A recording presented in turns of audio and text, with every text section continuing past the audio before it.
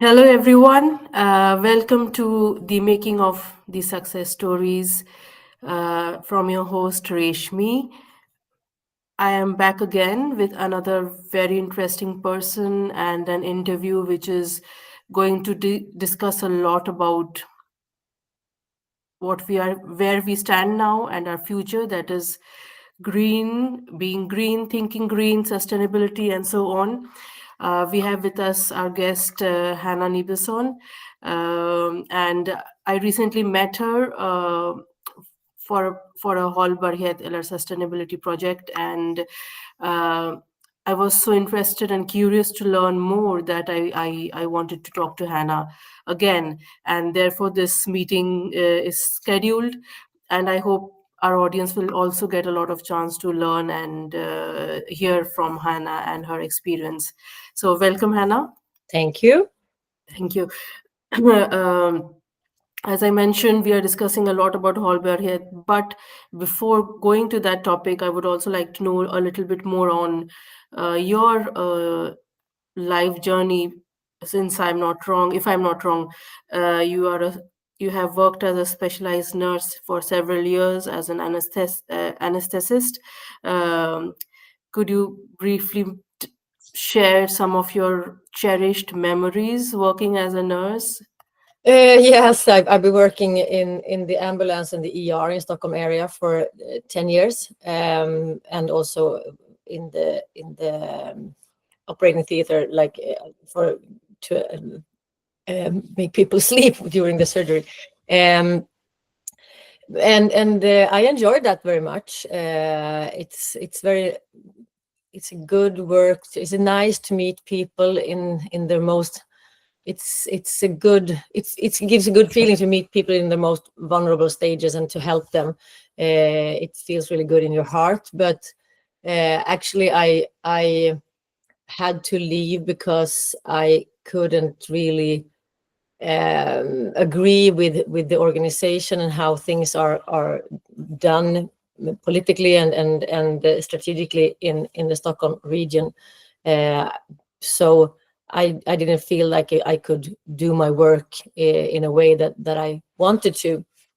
Uh, and that led me to some kind of life crisis and to try to figure out what to do instead. And since I also have a background as a dancer when I was young, I was longing to get back to the cultural sector and the more artistic area. So I applied for production management education to become a production manager in film. And one thing led to another, and then I entered the film and TV industry, and then I ended up where I am today, working with sustainability in that sector. Wonderful. You have actually answered all three of my questions in one go. So that's very good. But how many years did you spend in the healthcare industry? 10 years. Okay, 10 years. That's amazing. And in the film industry? Uh, it's 4 or 5 years now. It's a little bit fluently because I actually started to work at the same time I was doing my education, so those overlapped a bit. So Mm. I there are like no perfect start date, but I think it was uh, winter 2020 that I was first on set. Mm. So, so something that. I can resonate a bit with your story, actually, Hannah, because uh, coming from a biotechnology background and working in, of course, the life science field in different forms, like from selling to teaching science in the school, but everything was around science and nature. Uh, Suddenly, I realized that my childhood longing for dance and drama and creativity, because I have been also dancing throughout my childhood, but and also was into culture a lot. Suddenly, I realized, okay, let's decide which way to go now at this stage of life, and I chose to kind of try this sector Hmm. more Yeah. more seriously. I mean, more like as a profession and a passion together. So I moved into this. Um, so that's very nice that there are some similar background coming Yeah, coming from. at a certain stage in life, you realize that life is short and no time to waste. So I think that's it. Exactly, exactly. I agree. So, are you one of the pioneers in introducing sustainability in the film and TV industry in Sweden? I'm not the first one, but maybe the second.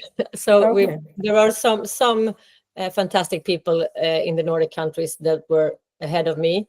They started a network they call Nima, and they were a couple of years before me. But I was maybe one of the first that actually got the possibility to work with this full time with a lot of like the big streamers and all that. So we are a handful in the Nordic countries that are doing this. Some of them started a little bit before me, and some just after me. So but yeah, in we are not that many. So kind of maybe some kind of Mhm, pioneer. I don't know, mm, mm. um, That's but we're actually in the front. That's amazing. And that's what excites me and inspires me also to talk to you. How about the rest of Europe? I mean, Nordic, of course, I think is doing a great job, but do you think other countries in Europe are also taking such actions like you? Yeah, absolutely. Okay. We see a lot of initiatives throughout the whole Europe. Great Britain, which are not part of EU, but still Europe, Mm, they have been using and demanded some carbon emissions calculations through their tool Albert for a couple of years, and Germany have their ecologic standard that they demand from all film productions. Austria have also some standards that they have to follow to get the proper financing. Spain and Portugal also. France have their own tool called EcoProd, which they are using to make their productions more sustainable. So we see this kind of initiative throughout the whole Europe in different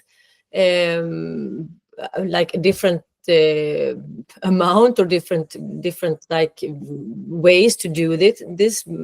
Some by like private initiatives and some from more of the film funds and stuff like that, but things are moving absolutely. mm. Uh, Talking of Europe, I recently visited Barcelona and I was um, very happy to see that we were flying through Norwegian Airlines and we were close to landing, so around 30 minutes left. So then the airport's the crew announced that we have some food left, and because Norwegian Airlines think of sustainability, we are selling that for 50% discount.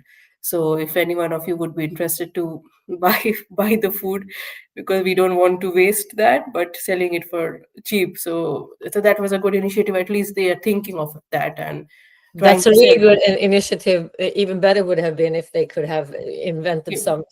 and used some biofuel or anything else, because I think the food is a very small part of their carbon footprint. But it's good to do something at least. Mm, Absolutely. mm. Yeah. Um, Exactly. And in Barcelona also, saw several modern buildings which have been constructed with keeping sustainability in mind. They were Mm. using natural products and things from the water or sea, some natural things to build very nice buildings. So Mm. there's lot of thought process there. Great. Coming back to Sweden.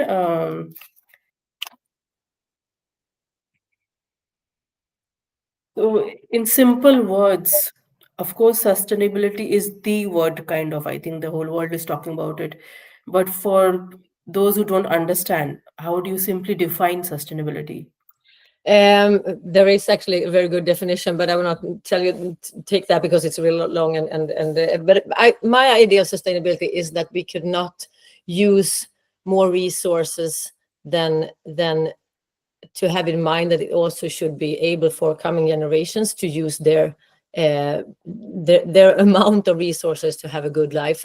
And right now we are actually borrowing from the future, and we are using a lot more than our share, which makes next generations have to suffer for our greed, actually. Mm, mm, mm, So it's my definition of like my thought about sustainability is to find strategies to be able to have a good life without affecting other people's lives.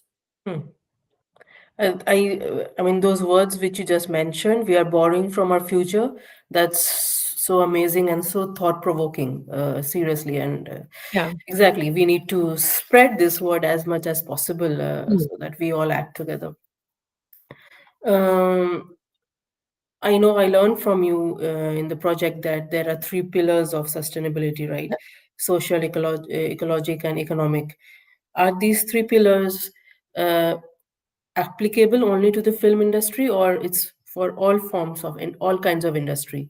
It's for all. It's for the whole society and the whole world, actually, because they have to. These three pillars have to align, and they are equally um, as important. And it comes to in every sector, like in your family life, in industries, in society in general, in education, in like everything. We have to have those three in consideration, and don't let one of them be more important or override the others. Hmm. Finding the right balance between Yeah, all absolutely. those three pillars, and also the reality check, right? Practically what is possible. Sometimes planning something big and not actually able to do that is also difficult in this sustainability thing. Yeah, it's very hard to get all these three parts of sustainability to work together. It's quite easy to make two of them work. Like we want to be ecologic and social responsible at the same time, but maybe that would be very expensive. So then we don't have the economic sustainability.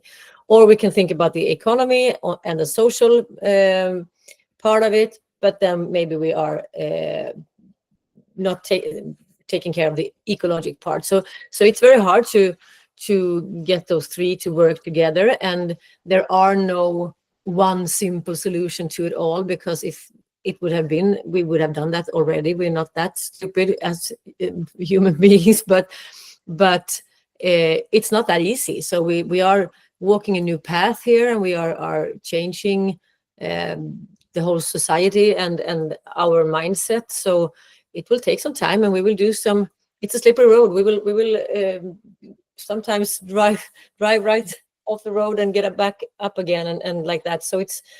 I think we have to be a bit humble about that, and a bit kind towards each other and ourselves, because there are not just like one easy solution to solve this, because in that case we would have already done it. So it's complicated. Mm, absolutely. Um, what are the common challenges you face in some of your projects which you have worked on in terms of executing the plan? It's it's um, it's several things. First of all, it's knowledge, to get the team to know what is sustainable and not, because there are a lot of assumptions and disinformation, and so people think a lot of things about sustainability and believe a lot of things, and have opinions Mm, on a lot of things which are not always true. So that's the first thing, to give the team knowledge and wisdom to work with this.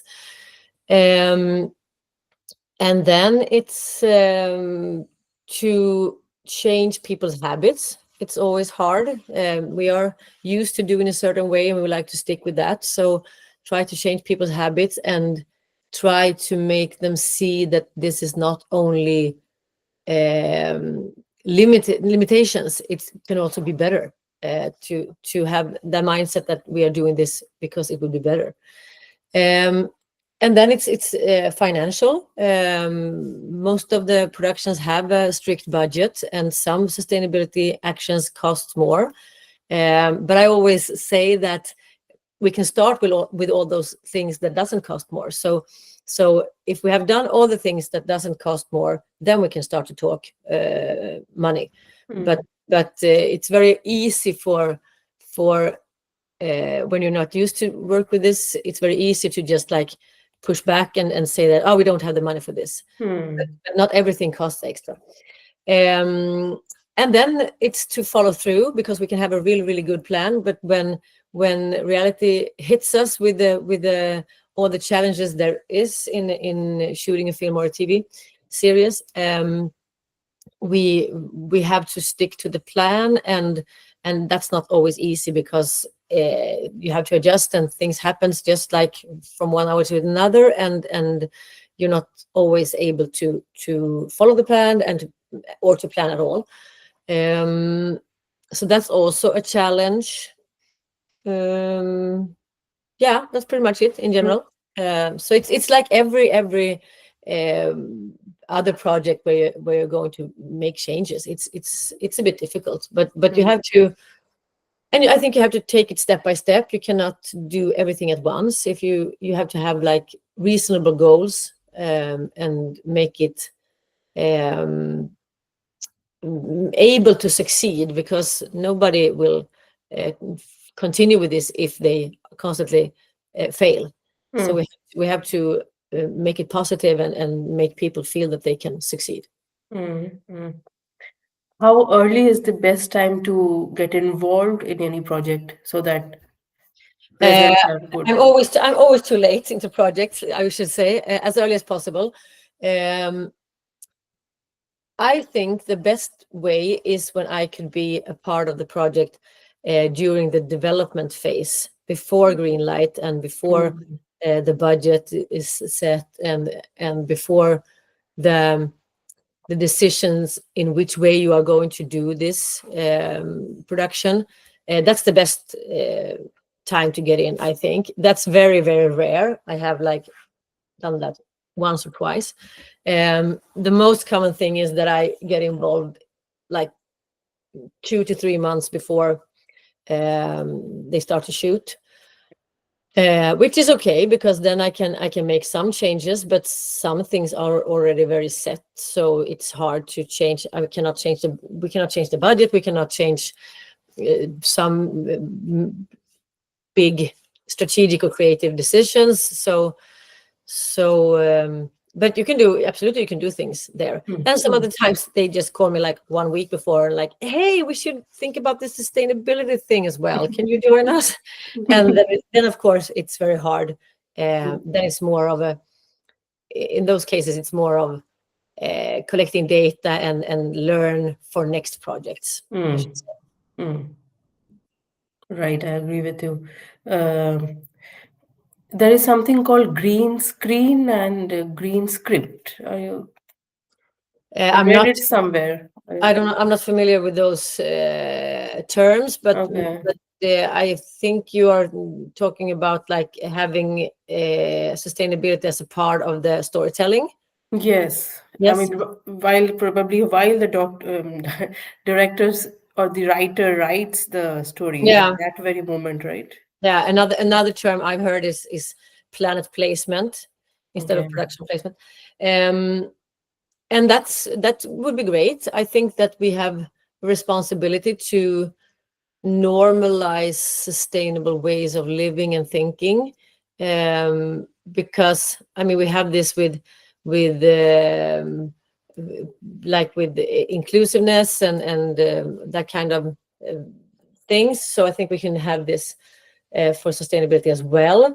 But it's a balance, because we want to show that as a new standard, but we don't want to make it like it should not be like an educational movie. So it's But I think there is things you can do there. Absolutely. I mean, we can ask ourselves, can we show luxury Mm. in another way than Mm. consumption? Can we show luxury in another way than going by airplanes to luxurious hotels or stuff like that? Could we redefine what wealth and luxury is? But also we can normalize it within the characters' daily life. Are Mm. are they are they sorting their waste? Are they discussing whether they should buy an EV or not, or stuff like that? I Mm. think there's a lot of ways to implement it in the storytelling, absolutely, Mm. and Mm. to get it on screen.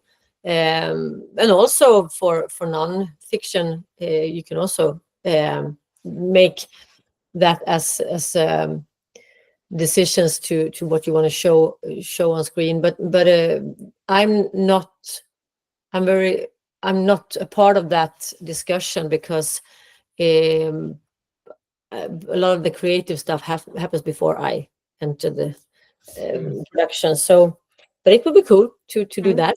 Would love Mm. that. Correct. Um, when talking about execution of these measures, how much does government policies or the current ruling government We don't have affect? any in Sweden. So okay. So do we are we dependent on the government to allow us implement these policies? Like, should it go through their channel, No, government channel? no, no. A policy you can always, like, your company can always have a policy for your company and your production, and of course we have laws. I mean, we have the environmental laws we have to work with. We cannot like pollute the area where we are or something like that because that is a crime, but we don't have any regulations on what we have to do. We don't have any like you have to do this or you have to work with this. We don't have that from the Swedish Film Institute. We don't have that from the government or not from the municipal or the city either. So we are basically on our own with this as long as we stick to the laws. All right. Uh, I think now I come to the last and the final question, Yeah. which is common for all my series, uh, making of success stories. How do you define success? Ooh, that's a great one. Uh, I mean, it's, of course, it's personal for everybody and different. For me, success is that I am able to do something I enjoy every day, and also do it as a work to make a living out of it. It's a fantastic dream to be able to do that, and yeah, I think that it's to live the life as I want to. That's the success for me. I don't measure it within like money or status or something like that, but of course be able to live the way you want to has to do with the economy, of course, and the yeah, the context you're in. So, but for me, it's the freedom of being able to do what I want and have that as my daily life work. Amazing. That's an amazing way to put together what success is. So I think I learned a lot, and I'm sure our audience will also enjoy this short and sweet episode with Hannah, where we talked about how Hannah ended up into sustainability, about how sustainability is our future. Very important line. We are borrowing from our future, so we need to take action right now for our future generations. And success is about enjoying what you're doing, Yeah. in short. Okay. Thank you for your time, Hannah. Thank you so much. Bye bye. See you in the next See episode. you.